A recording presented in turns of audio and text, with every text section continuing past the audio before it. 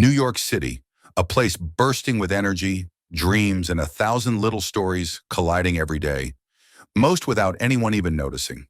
But one story, one unexpected promise, ends up changing everything.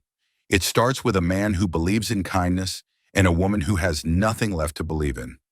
Charlie Lang is an NYPD officer, and not the kind you see in crime dramas.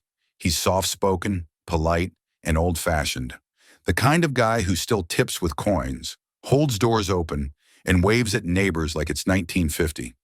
He loves being a cop, not for the badge or power, but because he wants to help people. That alone makes him feel useful. At home, things aren't as noble.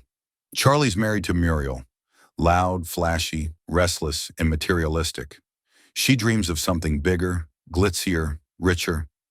The corner store life and police pension aren't cutting it for her anymore. She's obsessed with lottery tickets, horoscopes, and escape plans.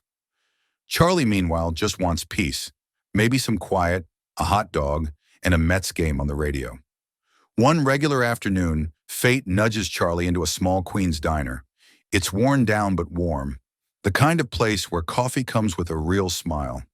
That's where he meets Yvonne Biasi, a waitress who's smiling on the outside and falling apart on the inside. Her life's been a rough ride. Her husband, Eddie, was a charming crook who left her in financial ruin. She's broke, emotionally drained, and struggling just to get by. She's even on the verge of being evicted, but still shows up to serve coffee and offer kindness to strangers. That says everything about her. Charlie walks in, orders lunch, and chats politely. But when it's time to leave, he realizes he doesn't have enough cash to tip her. He's short by a few dollars. Embarrassed, he promises her something strange. He says, "I'll come back tomorrow. I'll bring your tip. Or, if this lottery ticket I just bought wins, I'll split it with you, half and half." Yvonne laughs, the kind of laugh you give when someone's being silly but sweet. That night, life does something it rarely does. It rewards kindness. Charlie's ticket hits. Not $5, not a few hundred, $4 million. $4 million. Charlie is stunned into silence. Muriel. She's already redecorating in her head. Plastic surgery, luxury condos, media appearances. She's vibrating with greed. But Charlie, true to his word, tells Muriel that half the winnings aren't theirs. He made a promise, and he's going to keep it. Muriel is furious. She rants, cries, accuses him of being insane. "She's a waitress, Charlie. You owe her nothing." But Charlie refuses to budge. "I gave her my word." The next day, Charlie returns to the diner.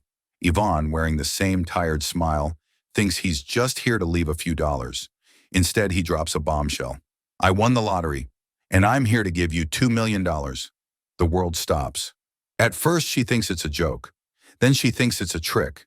But when she realizes he's serious, she bursts into tears. This man, a stranger, really, is giving her a second chance at life. Not because he has to, because he wants to. The media catches wind of the story.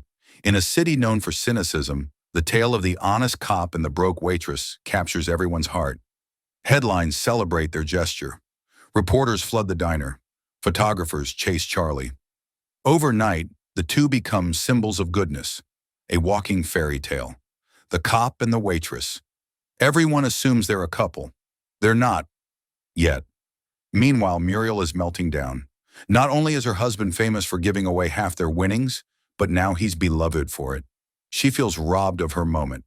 Determined to reclaim control, she pushes Charlie toward media deals, interviews, public appearances. Anything with a price tag. Charlie just wants to live quietly. Muriel wants fame, fortune, and a fresh start.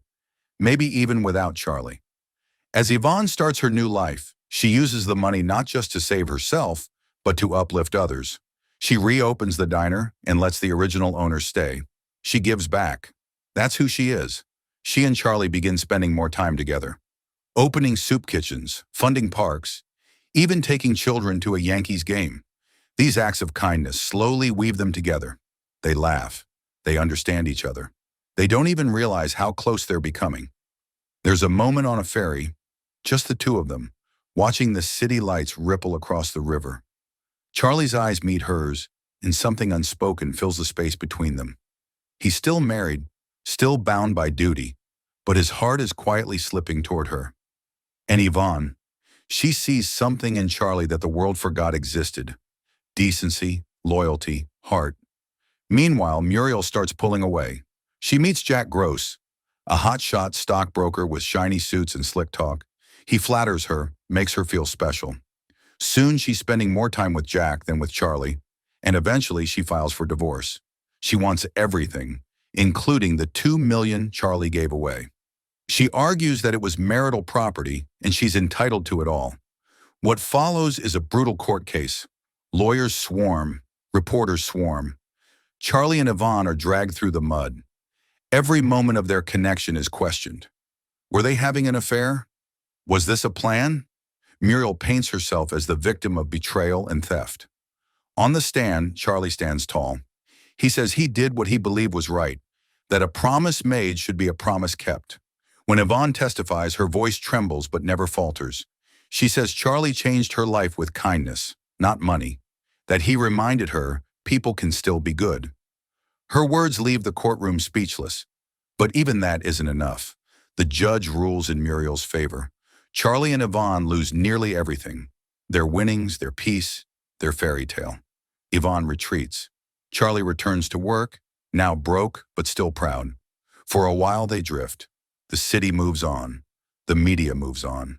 The headlines fade. But kindness doesn't. One by one, strangers begin sending letters. Kids donate their lunch money. Old ladies mail in coins. Handwritten notes pour in from across the city, all with the same message: you did the right thing. Someone starts a collection, and soon thousands of dollars come flooding in from everyday people, all wanting to help Charlie and Yvonne. Charlie finds Yvonne in the diner. It's quieter now, familiar. He tells her he's not here for the money or the fame, just for her. He tells her that all the riches in the world can't compare to what he feels when he's near her. And she, eyes glassy, finally lets herself believe that maybe, just maybe, this story isn't over. They kiss, not in a Hollywood spotlight, but in a quiet moment that feels more real than anything the city's flashing cameras ever caught. The final moments show Charlie and Yvonne walking hand in hand.